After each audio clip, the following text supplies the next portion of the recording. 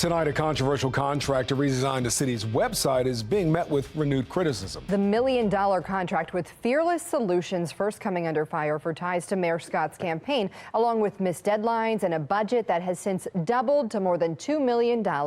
And now a Fox 45 investigation reveals a much more cost-effective deal was apparently turned down. Fox 45's Rebecca Pryor explains just how much money taxpayers could have saved. Rebecca? Yeah, the sticker shock of $2 million for the city's new website only gets worse when you realize that's $1.5 million more than another company wanted to charge, and ultimately it's your tax dollars paying the price. When selecting a software company to redesign the city's website, two proposals were on the table. One from Interpersonal Frequency, who presented a thorough 84-page pitch with intricate web graphics, a detailed design plan, and a price tag of about $300,000. The other from Fearless Solutions, spanning just 19 pages. No web graphics included, a brief design plan still in the developing stages, and a price tag of $1 million. The Baltimore City Information and Technology Office, or BCIT, selecting the proposal billing taxpayers 3 times the cost, which, following 2 budget increase approvals from the Board of Estimates. All those in favor, please say aye. Aye. All those opposed, please say nay.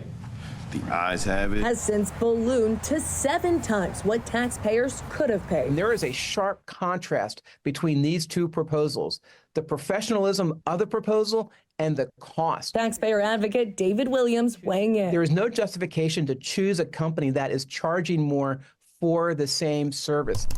Saying the deal raised red flags from the start due to the owner of Fearless Solutions' ties to city leaders. Not only is Delali Draza the husband of Baltimore's deputy mayor, he's also a longtime contributor to Mayor Scott's campaign. Most recently, sending a $2,500 check less than 4 months after the BOE approved a more than $850,000 increase to Fearless's contract. And that should have been almost a disqualifying aspect immediately. And instead of a straightforward, itemized contract, the city structuring the deal as a non-construction consultant agreement, allowing the city to award the contract without having to follow the rules and regulations required for seeking bids from other companies. When you have a massive contract for almost $1 million initially, and it's not competitively awarded, that's very concerning. I suspect that this happened because that Fearless was donating to the mayor and had friends inside of City Hall.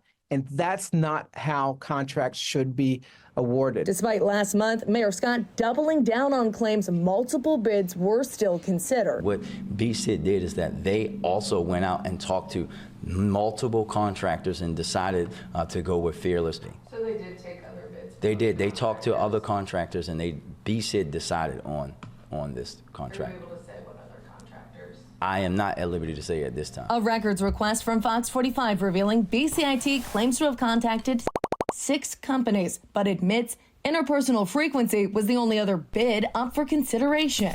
Fox 45 sending questions to the mayor's office today asking, why did you claim multiple bids were reviewed when only one other bid was submitted?